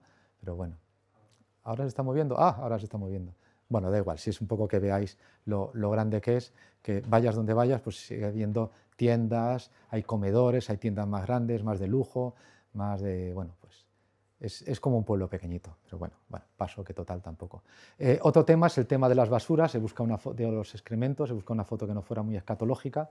Este es el váter que hay repartido cada ciertos sitios. Los excrementos se echan en este cubo. Hay gente que tiene mala puntería, eso es internacional. Con lo cual a veces es un poco desagradable, pero bueno, y cada ciertos días pues hay unas personas que están contratadas entre todos que cogen estos bidones y se llevan los excrementos de todos. Eso con respecto a los excrementos. En cuanto a la orina, es verdad que mucha de la orina también se recoge en depósitos, pero mucha otra va al glaciar, ¿no? Son muchos litros de orina para un glaciar, pero bueno. Y luego otra cosa que nos gusta es que es un poco lo que he estado contando, toda esa excesiva comercialización que hay, ¿no? Que hay expediciones, ya no es expedición VIP, ahora es la VVIP ya directamente, porque ya es mejor que la VIP, ¿no? Para que os hagáis una idea de qué números estamos manejando, esta expedición que incluye al Everest y el Lhotse es solamente por $450.000 por persona, ¿vale? Es decir, que realmente aquí hay un negocio bastante importante. Esta gente tiene de todo. Evidentemente, todos los servicios que se te puedan ocurrir en un campo base, pues tener calefacción, wifi gratis, evidentemente, todo tipo de licores y de bebidas alcohólicas, hielo para los cubatas lo tienes en el glaciar, o sea que eso puedes coger todo el que quieras. Bueno, pues panadería donde te hacen bollos por la mañana, bueno, todo tipo de confort, 4 o 5 serpas que te suben hasta arriba y te empujan desde atrás si hace falta, bueno, hay de todo, ¿no? Entonces realmente es una experiencia muy poco montañera la que puedes vivir en el Everest. Pero no siempre, ¿no? ¿Por qué? Vamos ahora a lo que nos gusta. ¿Por qué, a pesar de todo esto, yo he querido ir al Everest, ¿no? Bueno, lo primero por la historia que tiene, que es absolutamente fascinante, y si no la conocéis os la recomiendo, ¿no? Todas las ascensiones que ha habido en el Everest, como es la montaña en la que todo se magnifica, han sido muchas de ellas algunas historias de alpinismo absolutamente épicas. Esta es una foto de la expedición británica del año 24, en la que estaba Mallory, en la que estaba Irving, que a la izquierda, este de aquí es Irving, y este era Noel Odell, el geólogo, el que unos años después subiría al Nanda Devi y sería la persona que había coronado el pico más alto de la Tierra, ¿no? Muy buen geólogo, por cierto. Luego se dedicó a la exploración del petróleo, y un geólogo, tuvo una trayectoria muy larga y un gran alpinista. Que tiene una historia interesante, y es que Noel Odell, al poco de esta expedición, se fue a trabajar a Canadá, porque trabajaba en petrolíferos, y entonces allí necesitaba a alguien que le echara una mano en el trabajo de campo. Y entonces contrató a un canadiense, un chaval que estaba allí, que iba a empezar a estudiar la carrera, y entonces le dijo, y trabajaron mucho juntos, estuvieron muchas horas juntos, y le dijo, ¿y tú qué quieres hacer? Y dijo, bueno, a mí me gustan las matemáticas, y estaba pensando en estudiar matemáticas. Pero le empezó a trabajar con Odell, vio que le gustaba un poco la geología, y dijo, oye, ¿esto de geología cómo es? Dijo, bueno, pues esto es así, y le dijo Odell, oye, pues ¿por qué no estudias geología y física, que es como una cosa que acaba de salir, como la geofísica, y te animas a esto, a trabajar?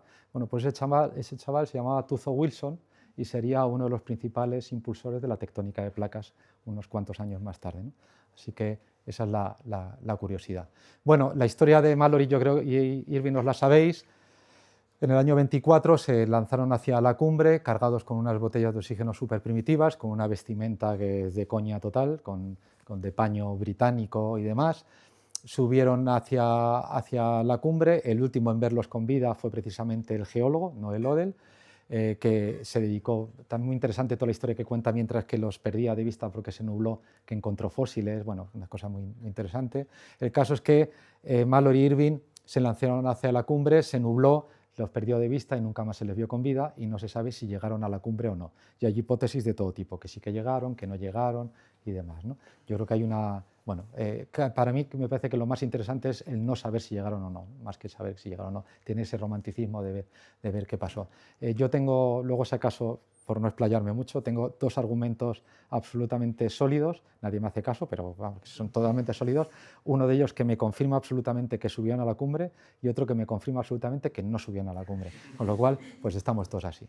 Bueno, nada, pues la historia también, la verdad os la recomiendo porque es realmente muy interesante. Bagger, ese geólogo que digo que en el año 33 volvería al Everest, se encontró el piolé de Irving en una de estas posiciones. Eso no aclaró nada de si habían subido o no, pero es una de las piezas de museo, del Museo Británico, vamos, de la Real Sociedad Británica, como pues, ¿no? el piolé que llevaba Irving cuando se fue hacia la cumbre del Everest y nunca más se se volvió a ver. Bueno, ahí está el memorial de estos dos. Otra historia fascinante es la de la primera ascensión, la de Hillary y Tenzing, que realmente tiene muchos aspectos muy curiosos. Uno de ellos es que ellos eran el equipo sustituto, o sea, los británicos, cuando hicieron esta expedición, querían subir al Everest y lo que querían es que subieran 2 británicos de pura cepa. Pero resulta que ese equipo falló, no consiguió llegar a la cumbre, Burdillon y Evans, y entonces el equipo sustituto, el que no pensaban que lo iba a intentar, es el que llegó a la cumbre, un neozelandés y un indio nepalí, con lo cual eran de la Commonwealth, pero no eran los británicos de pura cepa. Pero bueno, la verdad es que es muy interesante la historia. Nunca se dijo quién de los dos había llegado a la cumbre antes, precisamente para no darse protagonismo.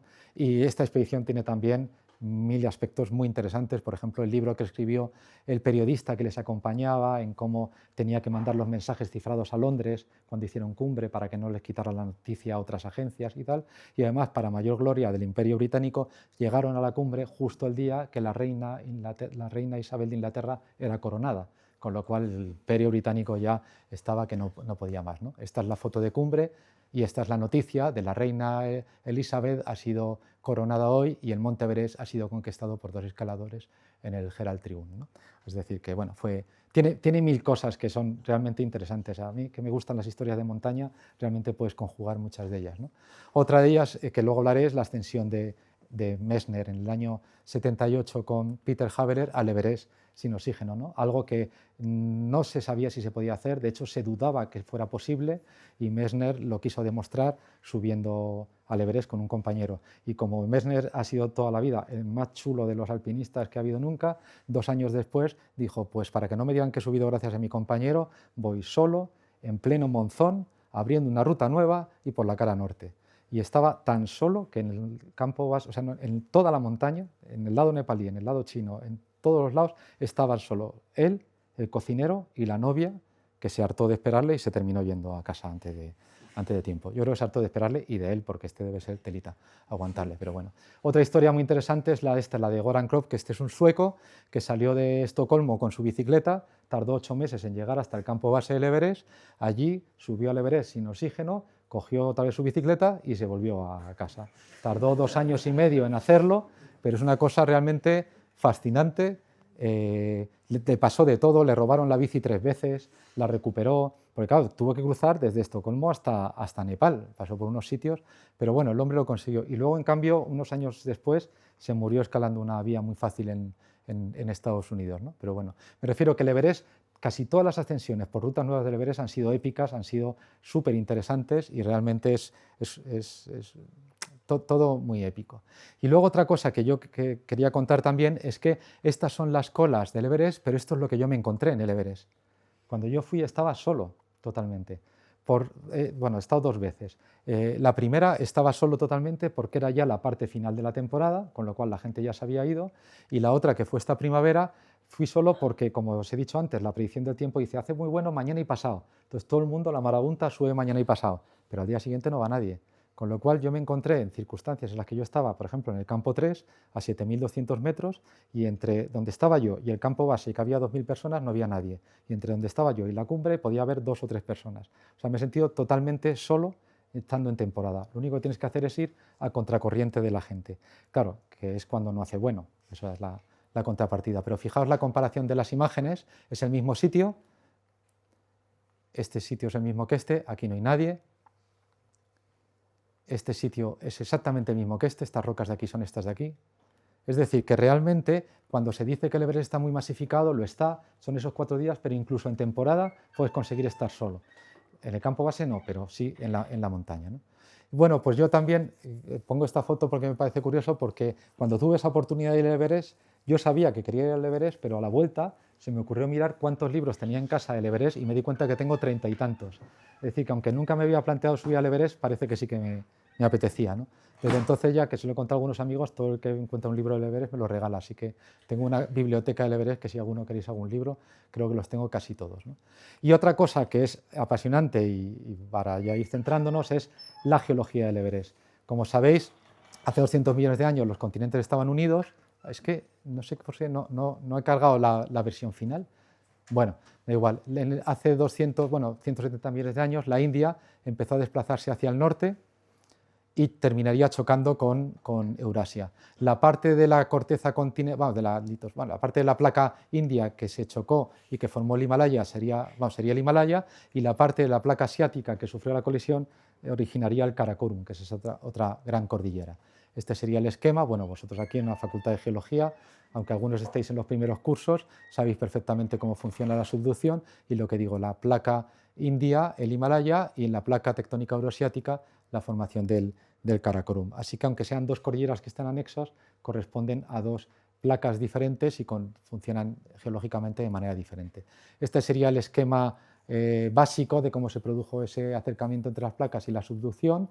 Según se va produciendo la subducción y cuando se produce la rotura de la parte inferior de la placa, se van produciendo aquí tres cabalgamientos imbricados hacia el sur, que lo que van provocando es el apilamiento tectónico de unas unidades sobre otras y por lo tanto la formación de la cordillera y el engrosamiento cortical. La colisión tendría lugar hace aproximadamente unos 50-55 millones de años y el engrosamiento cortical se haría fundamentalmente desde hace unos 35 millones de años hasta hace unos 25, más o menos. Los efectos de esa deformación se pueden ver a todas las escalas. Este es el Tucuche, que yo creo es uno de los pliegues más grandes del mundo. Estos son 2.200 metros de desnivel desde la punta desde la cumbre hasta la base, pero también se pueden ver a muchos otros niveles. Y este sería un poco el esquema básico, ¿no? Cómo la India va acercándose, la placa india se va acercando hacia Eurasia, va provocando la colisión, se introduce hasta 2.000 kilómetros dentro de Asia, lo cual produce también la deformación del continente asiático hacia la zona arábiga y también hacia la zona de Indonesia, y este es el resultado de la deformación según esos cuatro diferentes cabalgamientos, los frontal, el intermedio y demás, bueno, y otro que estaría aquí arriba, que son los que producen ese apilamiento tectónico. Este sería el edificio tectónico del Everest, aquí estaría el Valle del Khumbu y estas son las diferentes unidades. La línea roja es la vía de ascenso normal, en la que tienes una gran parte que recorres por granitos y esquistos. Es muy interesante cuando llegas a esta zona porque realmente ves la falla que superpone estas rocas que son metamórficas como de bajo grado, prácticamente encima de los granitos, y encima esa pequeña unidad que aflora, que son rocas sedimentarias, son unas calizas recristalizadas, que como buzan hacia el norte se pueden ver mucho más fácil a nivel de carretera prácticamente en el lado chino, ¿no? El esquema sería este, cómo se produce en ese cabalgamiento superior, con ese detachment, perdón, no el cabalgamiento superior, y cómo en la parte inferior se produce una fusión generalizada de la corteza inferior que genera estas enormes masas de granitos, en algunos casos produciendo abombamientos muy interesantes porque al producirse la deformación a la vez que la fusión de los granitos son inyectados formando sills y diques, algunos de ellos de centenares de kilómetros que se pueden seguir, ¿no? El ejemplo extremo es este de aquí, que es el Nupse. No sé si veis perfectamente aquí cómo está todo el granito abombando los materiales, las pelitas, el material. Aquí estaría el cabalgamiento, sería justo esta parte aquí, ¿no? Lo mismo, estos son prácticamente 3.000 metros de desnivel en la cara sur del Lhotse, donde hay algunas de las vías de escalada más míticas del alpinismo de Nepal. Bueno, esta es la imagen que he puesto antes y esta sería esa geología simplificada, ¿no? Como tenemos esta formación de pelitas y calcoesquistos, areniscas también del Proterozoico final del Cámbrico, aquí como tendríamos esas bandas amarillas que antes os he enseñado, que serían esos mármoles de finales del Cámbrico, y allí estaría esta unidad sedimentaria que tiene esa gran paradoja y muy bonita desde el punto de vista geológico de que la cumbre del pico más alto de la Tierra sea unas rocas calizas que se acumularon originalmente en el Ordovícico en un mar tropical bien iluminado, lleno de vida y de aguas agitadas, ¿no? Así que no hay mayor representación o alegoría de lo dinámico que es nuestro planeta que el punto más alto de la Tierra sea una roca formada en el fondo del mar, ¿no? Por si tenéis curiosidad, he traído aquí un trocillo de rocas de las calizas de la cumbre del Everest, por si la queréis, os hace ilusión tocarla o verla o lo que sea. Ahora os enseñaré. Curiosamente, ya en el año 60 y tantos, sí, en el año 66, pues hubo un geólogo suizo,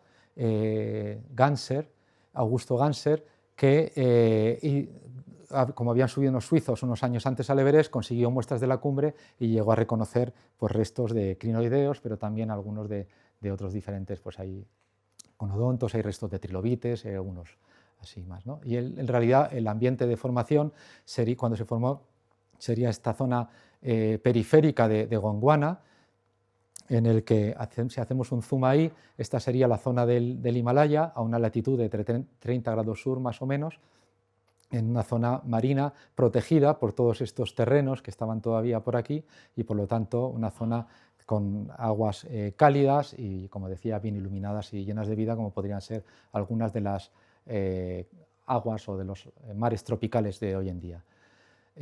A ver si consigo que funcione, si no le doy. Esta es de un extracto de una película china. No, le voy a dar.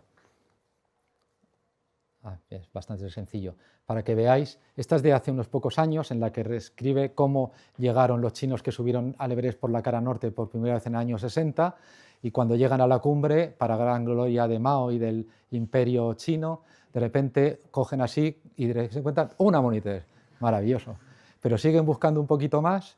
¡Hala! Un trilobite. O sea, como si la cumbre del Everest fuera el mercadillo de la escuela de minas de los domingos de cada mes. Aquí parece que están jugando en la playa, la arena o algo así. Bueno, el caso es que esto es una película de acción china, que sale Jackie Chan, o sea que no es una peli para geólogos, pero pusieron así. La realidad es que es verdad que unas muestras de la cumbre se las regalaron, por supuesto, a Mao, que se hizo un colgante que llevó durante muchos años y que luego, cuando murió, pues está ahora en un museo de Pekín. Así que es curioso que aquí no ha llegado mucho, pero para los chinos el que hubiera fósiles en la cumbre es importante. Uno de estos tres era geólogo, como os he dicho antes, lo cual pues tiene su interés. Bueno, estas son las muestras que yo bajé de la cumbre y de los diferentes niveles que se pueden subir, son unos 4 kilos más o menos. Y aquí tenemos a Juan Carlos, que le he invitado a salir en la presentación porque amablemente me ha ayudado a preparar las láminas delgadas, también con la colaboración del departamento de estratigrafía. Así que nada, pues muchas gracias a Juan Carlos y al departamento por ayudarme a tener las láminas delgadas de allí, para que formen parte de la colección del Museo Geominero en el cual trabajo. Estas son las muestras de la cumbre. Esta es la lámina delgada, que es una roca carbonática, pero es calcosilicia, es una milonita al fin y al cabo, ¿no? Porque está muy afectada por la deformación tectónica. Bueno, aquí es que me ha pasado algo con la presentación, pero os quería comentar que es curioso porque este fragmento, que es una lámina delgada de la cumbre, perfectamente refleja los dos episodios tectónicos más importantes que han tenido lugar en el Himalaya en época reciente.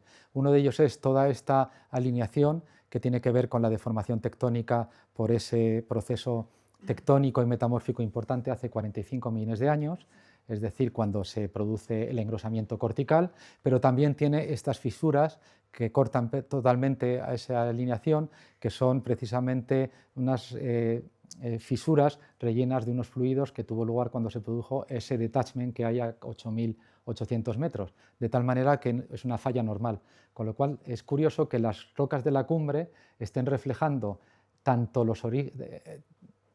las estructuras primarias de cuando se formó esa roca en el fondo del mar hace 450 millones de años, como los dos procesos tectónicos y metamórficos más importantes que han tenido lugar en toda la zona, ¿no?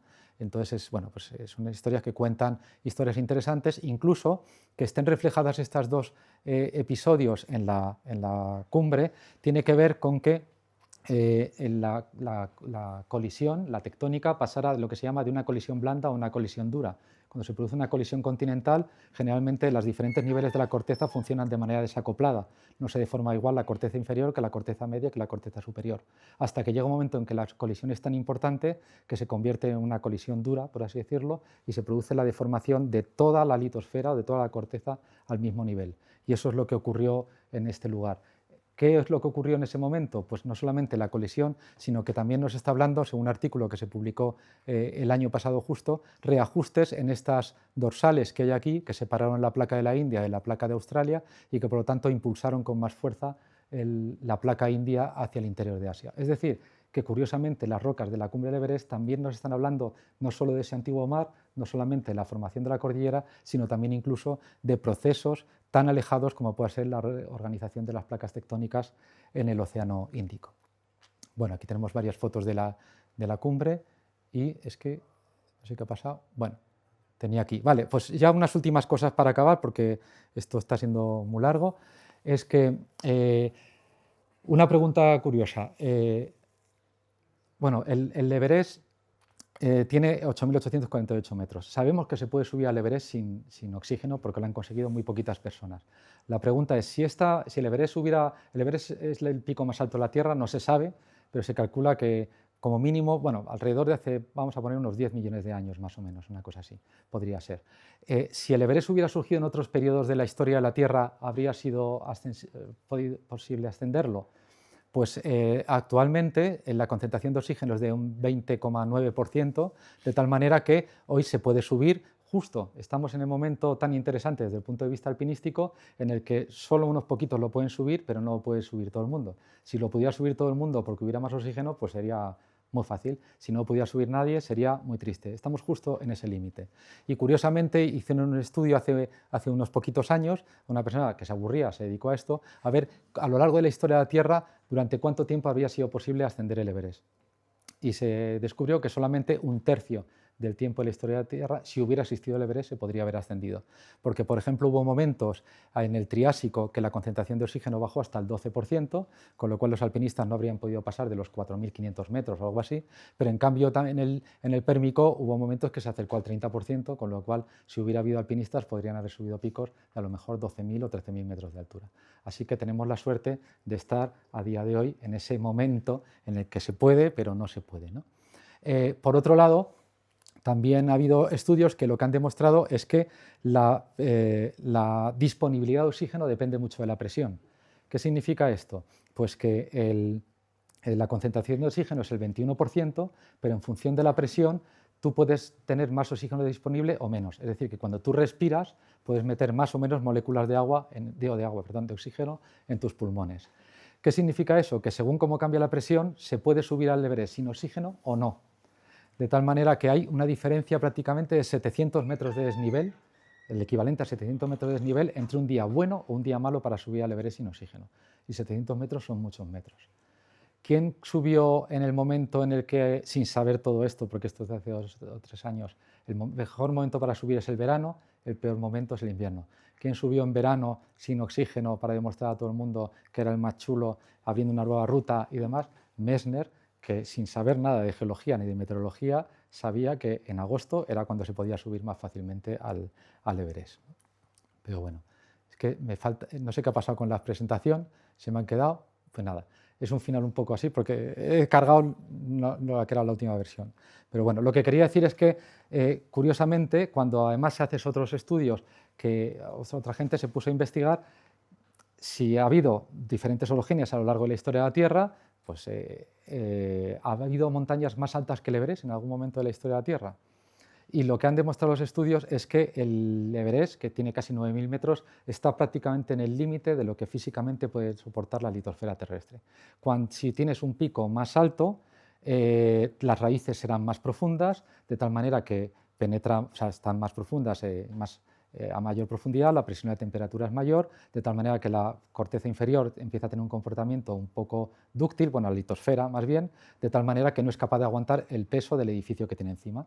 De tal manera que el último estudio, que es de hace 3 semanas o 4, que publicó un compañero antes del ICME, Eulogio Pardo, le salía que los cálculos eran que el pico más alto que puede haber en la Tierra puede tener entre 9.000 y 9.500 metros, es decir, prácticamente el Everest. Así que se da la casualidad, en términos geológicos, que tenemos a día de hoy, estamos disfrutando la montaña más alta que posiblemente, o de las más altas que podría haber en la Tierra, con una concentración de oxígeno que justo nos permite subir o no subir con oxígeno, que sea esa dificultad, y que además con unas variaciones climáticas que también hacen que la cosa sea más fácil o más fácil según el momento. Así que tenemos la suerte de vivir ese momento geológico a lo largo de 4.500 millones de años de la historia, justo el momento en el que tenemos esa montaña con esas condiciones atmosféricas. Y ya está, ya no os castigo más con más rollo.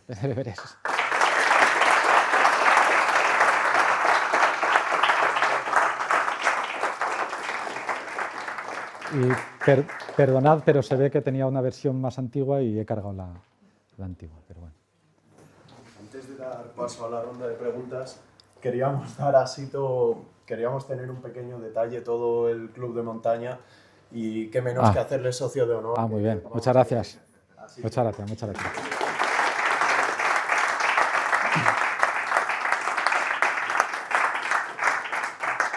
A mí con que algún día me dejéis un pileo y unas cuerdas ya es una ganancia con respecto a mi estancia anterior en el club. Pero bueno. Sí, ya, pero poco viejillos, ¿no? ¿De madera? Bueno, pues no sé si tenéis alguna pregunta o... Hasta luego, chao, hasta luego. Sí, Julio. Te quería preguntar, ¿cuántos son los argumentos que tenías sobre Mallory y Irving? Bueno, a ver, por un lado, uno tiene que ver con la geología. Bueno, los dos tienen que ver con la geología. El último en verlos fue Noel Odell, que era el geólogo de la expedición. Y este era un muy buen geólogo. Y esta persona quería ascender a la montaña, pero también tenía como objetivo hacer estudios geológicos. Y aparte, los geólogos no tenemos esa deformación profesional, que somos geólogos siempre, no solamente cuando estás trabajando, y sobre todo si vas a las montañas. Entonces, el tema está en que todo el mundo coincide en que si la última vez que les vio por encima del segundo escalón, hicieron cumbre seguro, porque habían superado eso. Si no, no habían hecho cumbre porque les faltaba esa dificultad, porque es que se nubló y dejó de verles. Pero Noel Odell siempre dijo que les había visto por encima del segundo escalón. Luego, cuando llegó a Londres y les pareció que era increíble, porque realmente habría sido una ascensión increíble, le empezaron a presionar un poco y entonces ella dijo que había tenido dudas, pero ya de mayor volvió a decir que él estaba convencido de que habían subido el segundo escalón. Yo creo que cualquier otro miembro de la expedición a lo mejor les vio así entre nubes con pocas referencias y no sabía si era el primero o segundo escalón, porque a lo mejor no se había fijado mucho en la arista. Pero Odell, que quería subir y que había hecho visualmente como una columna estratigráfica de esa arista, estoy convencido que no falló. Con lo cual, ese es el argumento de que subieron seguro, porque Odell no se equivocó y habían pasado el segundo escalón. ¿Cuál es el argumento contrario, que también es geológico? Pues que Mallory tenía como misión, como objetivo total, subir a la montaña y bajar muestras de la cumbre. Igual que los del Apolo 11 tenían que llegar a la Luna y bajar muestras de la cumbre. Tanto es así, tanto estaban aleccionados los británicos, que el propio Mallory lo dice en sus escritos. Los geólogos lo único que quieren es que baje una roca de la cumbre. Los médicos lo único que quieren es que les demuestre si se puede respirar. Y yo lo único que quiero es subir a esta montaña porque soy alpinista, ¿no? Tienen un escrito así. Pero cuando subieron Tenzing y Hillary, bajaron rocas de la cumbre. Y cuando 2 días antes de que subieran Hillary y Tenzing, los dos británicos que más alto llegaron, que se dieron la vuelta en el Collado Sur, en la antecima sur, a 8.500 metros, 8.800 metros, también bajaron rocas de la cumbre. O sea, todos bajaron rocas de la cumbre. En el cuerpo de Mallory no aparecieron rocas de la cumbre. Aunque fuera, no digo que se bajara un adoquín de este estilo, pero que se bajara, la que bajó Hillary es una cosita así, y está en un museo en Cambridge. Si hubiera llegado a la cumbre, estoy convencido de que a lo mejor no en la cumbre no hay una donde la cogí yo es un poquito más abajo, pero seguro que llevaría una roca en el bolsillo. Entonces, son dos argumentos sólidos pero contrarios. Entonces, no sé. Sí, lo que pasa que eso, también hay otra historia, es que él llevaba una foto de su mujer que quería dejar en la cumbre, pero no la llevaba. Pero a lo mejor dijo, bueno, hasta aquí he llegado y la dejo aquí. ¿Sabes? No tuvo por qué dejarla justo en la cumbre, a lo mejor donde se dio la vuelta, pues, porque lo que está claro es que, porque el cuerpo de Mallory se encontró en el año 99, es que que la caída fue bajando. O sea, hubo un momento en el que se dieron la vuelta y bajando se cayeron los dos. Entonces, la podía haber dejado en cualquier otro sitio. Dijo, para llevármela otra vez, pues la dejo en el sitio más alto donde llega. Pero si no llevaba roca de cumbre, no sé, le iban a regañar mucho, si llega a la cumbre y baja sin roca. Pero podría haber cogido lo más alto de la roca a donde llegara y tirar. Pero al no tenerla significa que no llegó, porque si hubiera llegado a la cumbre, aunque no fuera el sitio más alto, la habría cogido en algún lado, ¿no? Pero si no llegó a la cumbre, yo creo que dijo, no ha llegado a la cumbre, debía estar de una mala leche que no veas, dijo, estoy yo como para coger piedra. ¿Sabes? Yo creo que que lo hubiera tenido no habría sido definitorio de que había subido, pero que no la tenga, yo creo que sí que es una señal de que no llegó a la cumbre. Otra cosa es que la llevara Irving, cuyo cuerpo no apareció nunca. que total era el becario, entonces a lo mejor dijo que la lleve este.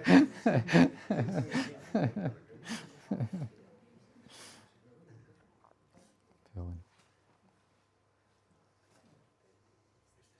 Bueno, Alfredo. Irving, si alguna vez aparece, era el becario y llegó a la cámara. Sí, sí, sí. Y una cosa extraordinaria que he leído es que la Kodak dice que si le bajan la cámara serán capaces de revelar Sí. la película y darnos imágenes razonables. Claro, también está la historia que dicen que si, con todos los respetos, pero que si va un chaval joven ahora que no sabe muy bien cómo funcionan estas cámaras, lo mismo la abre y ve la del carrete, ¿no? Bueno, ese era el típico chascarrillo así que se cuenta, ¿no? Pero bueno, porque claro, ese carrete lleva ahí 100 y pico años, 100 y poco, pero Kodak decía que tenían calidad suficiente como para aguantar y para revelarlo, que tenían tecnología para... Sí, sí, sí. Hay un montón de películas, hay documentales, incluso hay una peli muy chula de animación, manga japonesa, que recrea como que un japonés quiere ir y la encuentra. Bueno, alrededor de la historia de Mallory Irving hay 1000 cosas. Es realmente una historia interesante. Eso es otro tema. ¿Tú qué opinas de Kilian Jornet si realmente subió a la cima? O sea, ¿crees que es posible, tú que has estado, es posible con los tiempos que dice él y que por lo visto no tiene pruebas realmente más que su palabra? ¿Te puedes mojar un poco en el tema este o crees que no? Yo hace años estuve... Pero la segunda vez que subió, porque subió 2 veces seguidas. 2 veces, sí. La segunda sí tiene... ¿Y tiene pruebas de GPS? Sí, tiene. No, pero el GPS no marca del todo bien. De hecho, tiene un problema y es que le patrocinaba una marca de GPS y falló. Entonces, como yo qué sé, no sé, como que te quedes sin gasolina si te patrocina Repsol, ¿no? Dices, hombre, no, eso no, joder. No lo sé. Kilian subió 2 veces por el lado norte. Yo he estado con Kilian justo allí en el campo base y de hecho, cuando yo le dije, yo quiero subir, y me dijo, pues le dije por dónde quería subir y él me dijo que pensaba que había menos gente por el lado norte y él terminó yendo por el lado norte un par de años más tarde. No lo sé. Yo la verdad es que un personaje como Kilian me creo todo lo que diga, porque total, si es que este hombre no tiene límites y tampoco le veo mucho afán de decir cosas que no son verdad, pero aparte de esa corazonada no puedo decir nada. Ahora, que es capaz de subirlo, sí, no tengo la menor duda. Pero es verdad que aquello quedó muy... así, ¿no? Que haga una cosa tan singular como subir 2 veces al Everest en una semana y que las 2 veces falle, que no tenga foto de cumbre y demás, para un aficionado como yo que va allí, pues eso es mi problema, o vaya yo, pero claro, para un profesional que vive de esto, que tiene todo ese mundo de publicidad alrededor, pues no es la mejor situación. Pero claro, viendo lo que ha hecho luego en los Alpes, lo que ha hecho en Estados Unidos este verano, lo que este hombre es capaz de eso, lo que ha hecho en los Alpes hace 2 o 3 años es mucho más difícil que lo del Everest. Claramente, eso subió todos los 4000 de los Alpes seguidos, el récord anterior estaba en 62 días y él lo hizo en 19, o sea que se pasó el récord por el forro, vamos, totalmente. Yo creo que es capaz. Pero además que a Kilian la altitud no le va mal, porque hay otros escaladores que son muy buenos técnicamente, pero que la altitud no le va bien. Pero Kilian no se maneja mal en altura. No. Bueno, pues vamos a comer, ¿no? Ah, no, Alfredo tenía más. ¿Sí? No, yo. No. Has enseñado las fallas Sí. del Barranco del Norte abajo y Eso. de arriba. Solo voy a decir que si el Madeira es grande como cordillera, 2.500 metros, la falla del norte, que solo conocerás perfectamente tú, se ha seguido la propia falla, es decir, la superficie, 600 kilómetros Efectivamente. de distancia, la misma falla. Sí, sí, Y no se ha acabado el detachment del Tíbet del Sur, sí. O sea, que es una falla absolutamente asombrosa. Esa Sí. superficie se haya podido prolongar para que os hagáis una idea del tamaño que tiene el Himalaya. Sí. He pasado muy deprisa por algunos aspectos geológicos porque ya bastante he hablado, pero bueno, pero realmente tiene algunos aspectos que son realmente singulares. Por ejemplo, la formación de estas calizas que forman la cumbre es una extensión, o sea, es una formación muy extensa, que tiene más de 1.100 kilómetros de continuidad lateral, o sea, que se puede seguir en el límite entre la India y Pakistán. Con lo cual es verdad que si tú quieres estudiar esa formación, el mejor sitio no es subirte a la cumbre del Everest, porque tienes 1000 kilómetros de formación para estudiarla, ¿no? Y hay muchos estudios. Pero claro, es el valor simbólico de lo que tiene la roca, que estás en el punto más alto de la Tierra, ¿no? Y es curioso porque además el Everest es roca sedimentaria, pero el K2, que es el siguiente, es gneiss, el Kanchejunga, que es el siguiente, es gneiss, el Lhotse es la parte inferior de estas pelitas también, el siguiente, que es el Makalu, es granito, el quinto es el Choyu, que vuelve a ser una roca. O sea que hay muy pocos picos de rocas sedimentarias tan altos, ¿no? Y justo el Everest es así. Sí. Bueno, personalmente no tiene nada que ver con esto, pero que aprovecho la oportunidad para hacerlo, y es que esta iniciativa de poner en marcha de nuevo la Club de Montaña de Geológicas es muy importante hoy, porque empiezan a venir muchos alumnos que son urbanitas y que no les gusta el campo. Sí, sí, sí. Estamos aquí hablando de un supercampo cuando realmente lo que tenemos a la mano es mucha gente que no le gusta el campo y que no tiene ninguna ambición ni ganas de hacer campo, que busca otras cosas en la geología. Así que es una buena oportunidad esta para que la Club de Montaña pues también haga proselitismo, organice excursiones y se lleve a los chavales que vienen y les enseñe el campo y les enseñe a querer el campo y, ¿por qué no? Pues les estimule para que puedan alguna vez hacer cosas de estas. Sí, la verdad es que, como he dicho antes, la combinación entre geología y montaña, geología y alpinismo o escalada es muy común. Ya os he mencionado algunos de vosotros, como Alex también, que está aquí también, que tiene tal. Pero claro, pero esto también es así, ¿no? Que hay mucha gente a la que se le puede atraer al mundo de la geología precisamente disfrutando del campo, disfrutando de la montaña y viendo un poco ese trasfondo. Oye, esto me gusta, me lo paso bien, pero también quiero saber un poquito más qué es lo que hay detrás o cómo se ha formado, ¿no? Incluso al revés, a mí esta circunstancia que tú cuentas también pasaba con algunos compañeros míos de promoción, menos acentuada que ahora también, pero es verdad que muchos de ellos al final terminó gustándoles, ¿no? Porque realmente vas viendo, pues como dijo Tuzo Wilson respecto a él, me terminó mostrando las maravillas de la geología, ¿no? Que realmente te termina enganchando y te termina gustando. Pero es verdad que el Club de Montañas Geológicas puede jugar ese papel, así que nada, si necesitáis alguna ayuda de alguna manera, un local, sí, de eso no me sobran. No, pero bueno, que es verdad que el objetivo del Club de Montaña muchas veces no es tanto hacer. Se puso en el programa de estudios una asignatura en primero, precisamente, se llama Introducción a la Geología del Campo, cuyo objetivo es precisamente estimular esto, el gusto por el campo, y se les lleva a los chicos a los Pirineos. Sí, sí, sí. Para algunos es un asombroso. Yo he visto a chavales que se quedaban asombrados, ¿no? Porque no habían visto en su vida en la montaña.